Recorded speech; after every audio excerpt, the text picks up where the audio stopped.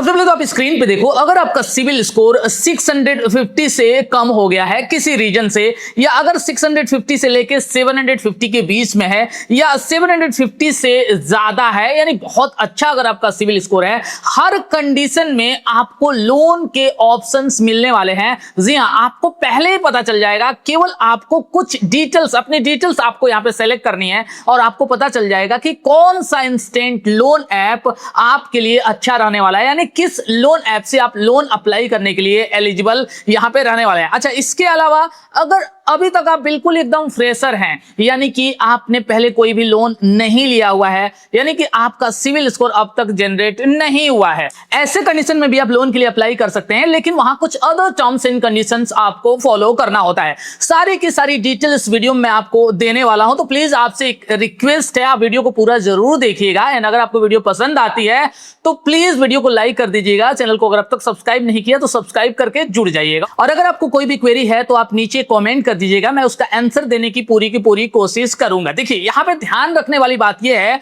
कि हर एक loan app हर किसी के लिए नहीं बना होता है, यानी अगर आपका सिविल स्कोर कम है, किसी रीजन से खराब हो चुका है, तो भाई उसके लिए अलग लोन ऐप्स अवेलेबल होते हैं। और अगर आपका सिविल स्कोर बहुत अच्छा है, मतलब आपको ज्यादा अमाउंट का लोन मिल सकता है, तो उसके लिए अलग लोन ऐप्स यहां पे होते हैं। अब इसके अलावा इनकम प्रूफ की भी प्रॉब्लम आ सकती है। भाई हो सकता है कि किसी के पास केवल यहां पे पैन कार्ड और आधार कार्ड अवेलेबल हो, और किसी के पास पैन कार्ड आधार कार्ड के अलावा उसके पास सैलरी स्लिप या बैंक स्टेटमेंट भी देने के लिए हो।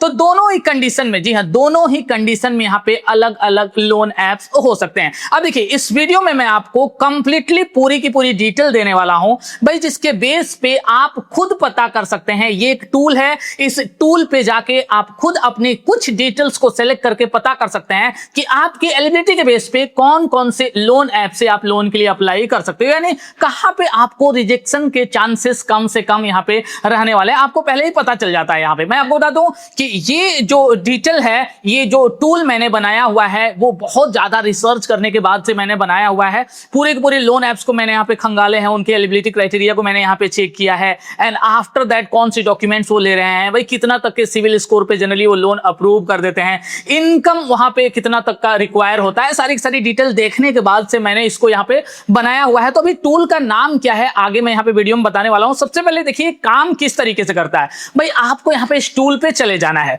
अच्छा, टूल पे जाने के बाद से सबसे पहले स्टार्टिंग में यहां पे जो सिविल स्कोर है, आपको अपना सिविल स्कोर रेंज सेलेक्ट करना है। जैसे हमने यहां पे सबसे पहले सेलेक्ट कर लिया, मान लीजिए कि आपका सिविल स्कोर बिलो 650 हो, या हमने यहां पे सेलेक्ट कर लिया सपोज दैट 650 से लेके 750 के बीच में हो। चलिए मैं एक बार बीच वाला यहां पे सेलेक्ट कर ले रहा हूं। अब यहां पे आपको नीचे जॉब टाइप सेलेक्ट करना है। भाई आप सैलरीड हैं, यहां पे देखिए सैलरीड, सेल्फ एम्प्लॉयड, स्टूडेंट, तीनों ही कैटेगरी यहां पे दी हुई है।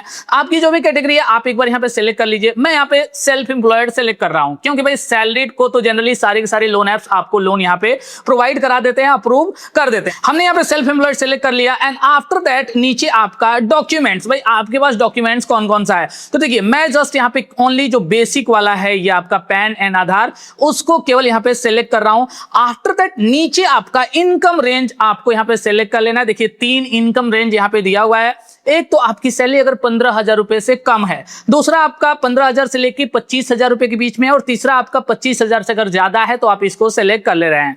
देखिए हम यहाँ पे सबसे कम वाला सेलेक्ट कर रहे हैं, भाई हमारी जो सैलरी है वो 15,000 रुपए से कम है।